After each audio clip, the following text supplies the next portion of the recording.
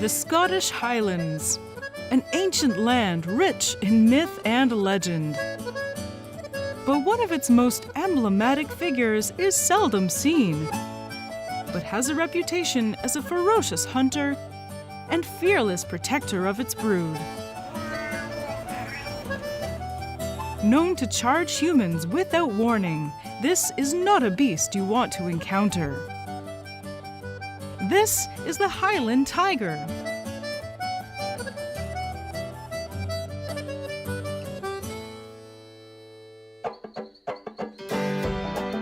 The Highland tiger, or Scottish Wildcat, is the rarest cat in the world, with a total pure wildlife population of about 50.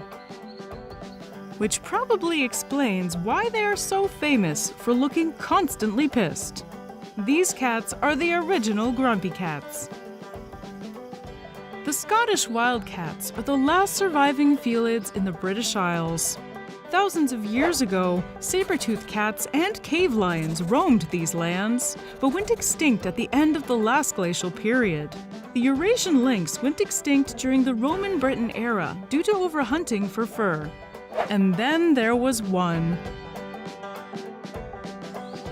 The Scottish Wildcat survived, but it kept being persecuted as it was thought to attack livestock.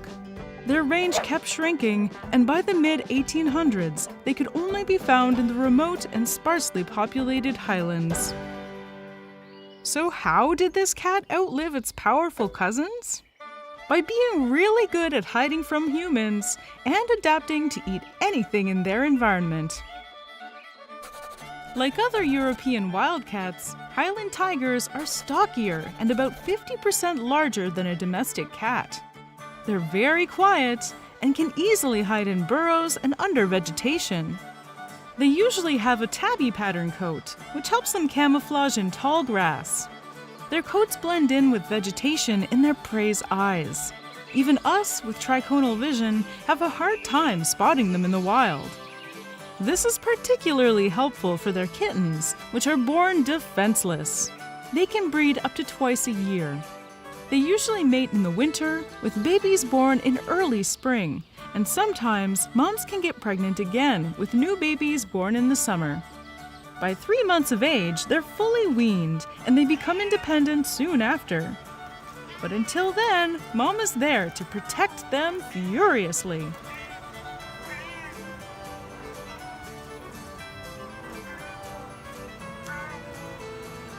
If you see a Highland tiger in the wild, it most likely wants you to see him. They don't really attack without a reason, but if they feel threatened or cornered, they will hiss, stomp, and make themselves appear larger. If this fails, they launch themselves at the threat. This is relatively common for cats, but in some cases, their aggressiveness can border on the legendary. There was a mythical black cat in the Highlands called the Kellas cat, but of course, after decades of sketchy reports, it was proven to be true. The Kellas was known to be an aggressive beast that killed sheep, attacked civilians, and could swim in rivers and lochs to catch fish. In the 1980s, the first Kellas cat was captured. Since then, several other specimens have been observed, including kittens. DNA tests showed that some are melanistic Scottish Wildcats, but most are hybrids of domestic cats. Melanistic Scottish Wildcats eat the same as their tabby cousins, small mammals. Their diet is determined by their geography. Like most carnivores, Scottish Wildcats are opportunists. In the eastern part of their range, their main prey are rabbits. In the west, there aren't as many rabbits, so small rodents make the bulk of their meals. Smaller animals are dispatched with a bite to the back of their neck. Being cats, they will catch other animals given the chance. Baby deer are an occasional jackpot and are killed by crushing their windpipe.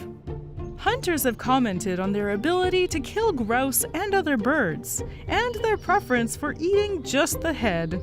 Cat's gonna cat, and wildcats are not too different from their domestic cousins. Unfortunately, in the Scottish Wildcats case, this similarity is threatening them. Feral cats and domestic cats that are allowed to go outside can breed with Scottish Wildcats. The vast majority of cats in the wild are now hybrids, with estimates of pure wildcats as low as 50, which makes them functionally extinct. Since wildcats don't really care about genetic purity when it comes to mating, they end up mating with domestic cats.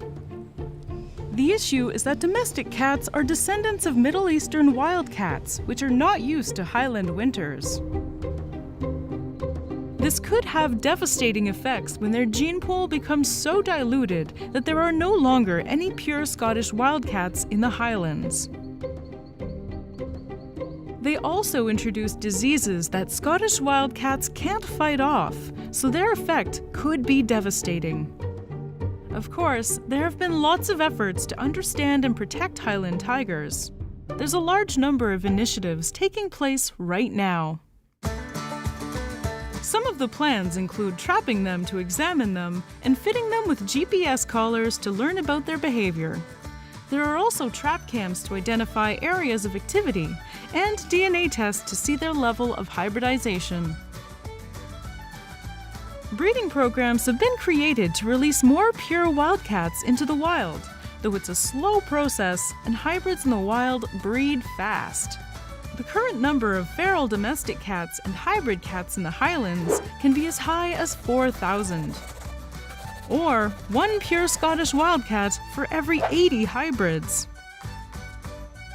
If you live in the Highlands, or anywhere really, please make sure you vaccinate and neuter or spay your kitties.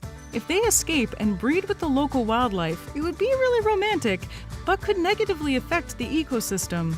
Not to mention, you may end up with more unplanned kittens that might overload already packed animal shelters. I know this is controversial, but keep your cute kitties home.